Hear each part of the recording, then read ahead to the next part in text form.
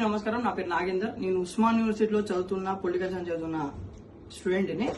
ఈరోజు రాష్ట్ర ఉప ముఖ్యమంత్రి, రాష్ట్ర డిప్యూటీ సీఎం బట్టి విక్రమార్క గారికి ఒకటే సవాల్ విసురుతున్నా.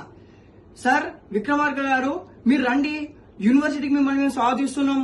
ఉస్మాన్ యూనివర్సిటీలో ప్రతి హాస్టల్ తిరగండి, ప్రతి ఒక్క విద్యార్థిని ప్రతి ఒక్క రూమ్ కి వెళ్ళి అడగండి, మీకు కరెంట్ సమస్య ఉన్నాయా లేదా, మీకు నీళ్ల సమస్య ఉన్నాయా లేదా, మీకు మౌలిక సౌకర్యాలు ఉన్నాయా లేవా.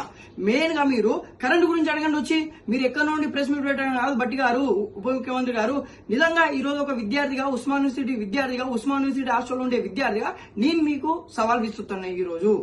ఎందుకంటే అక్కడెక్కడో కూర్చొని ప్రెస్ మీట్ పెట్టి ఉస్మాన్ యూనివర్సిటీలో ఎలాంటి సమస్యలు లేవు, అవాస్తవాలను కావాలని ప్రభుత్వాన్ని బదనాం చేస్తున్నారంటే, నిజంగా నేను కూడా సఫర్ అయినా కొన్ని రోజుల వరకు సఫర్ అయినా 2-3 గంటలు పోతుంది ఉస్మాన్ యూనివర్సిటీలో కరెంటు. మీకు నిజంగా దమ్ముంటే, నిజంగా మీరు అక్కడెక్కడ ప్రెస్ మీట్ ఇవ్వడం కాదు, మిస్టర్ బట్టి విక్రమార్క గారు, రండి యూనివర్సిటీకి వచ్చి గర్ల్స్ హాస్టల్కి పోయి ప్రతి ఒక్కరిని అడగండి, విద్యార్థులను అడగండి, సి హాస్టల్, మంజీరా హాస్టల్, యూనివర్సిటీలో ఉన్న ప్రతి ఒక్క హాస్టల్ అడగండి. మీకు ఎలాంటి సమస్యలు ఉన్నాయి, ఎలాంటి సమస్యలు ఇవ్వని అడగండి. కరెంటు కొరతలు ఉన్నాయిరా బాబు, మేమే కదా సఫర్ అయింది, వాటర్ లేక మేమే కదా సఫర్ అయింది, కరెంట్ లేక మేమే కదా సఫర్ అయింది. ఎక్కడ నుండి సోప్ డాప్ చేసుకొని అక్కడ ఇంటర్వ్యూలు ఇచ్చుడు కాదు, అక్కడ మీడియా పైన ముందు చెప్పుడు కాదు. ఇంకోటి అడుగుతున్నా, ఈరోజు బల్మూరు వెంకట అనే వ్యక్తి ఎక్కడ పడుకున్నాడు? బల్మూరు వెంకట ఈరోజు విద్యార్థుల కోసం కొట్లాడుతున్న బల్మూరు వెంకట ఎక్కడ పడుకున్నావు మిస్టర్ బల్మూరు వెంకట? ఈరోజు ఉస్మాన్ యూనివర్సిటీ విద్యార్థులు గుర్తుకొస్తలేరా? ఎమ్మెల్సీ పదవి దొబ్బినావు, ఏసీలలో తిరుగుతున్నావు, పైలట్ మన కార్లలో తిరుగుతున్నావు, ఎస్కార్ట్ వెహికల్స్ లో తిరుగుతున్నావు, కానీ ఉస్మాన్ యూనివర్సిటీ వచ్చే దమ్ము లేదా?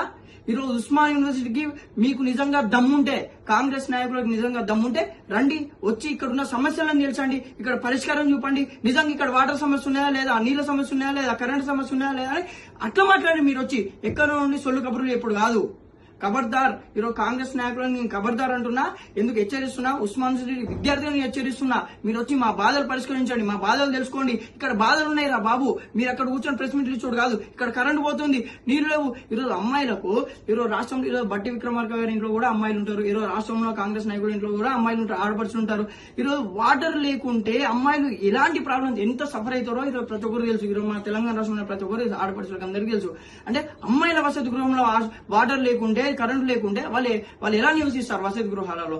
ఉస్మాన్ యూనివర్సిటీ సమీపంలో ఉన్న వసతి గృహాల్లో వాళ్ళు ఎలా నివసిస్తారు? మీరు ఎందుకు అలా తప్పుడు ప్రచారం చేయాల్సి వచ్చింది? అంటే ఈరోజు అమ్మాయిలు రోడ్డు మీదకి వచ్చి బైఠాయించి ఈరోజు నీటి సమస్య ఉందని చెప్పడం వాళ్ళు ఫేకా? అంటే వాళ్ళు మాట్లాడేదంత అబద్ధమా? అంటే ఉస్మాన్ యూనివర్సిటీ విద్యార్థులు మీరు తప్పుదో పట్టిస్తున్నారు, ఉస్మాన్ యూనివర్సిటీ విద్యార్థులు మాట్లాడి మీరు తప్పని అంటున్నారు. ఖబర్దార్ కాంగ్రెస్ నాయకులారా, మీకు నిజంగా దమ్ముంటే రండి, యూనివర్సిటీకి వచ్చి యూనివర్సిటీలో సమస్యలు పరిష్కరించండి. ఇక్కడ కరెంట్ ఉన్నాయా లేదా, నీళ్లు ఉన్నాయా లేవని దాని గురించి మాట్లాడండి.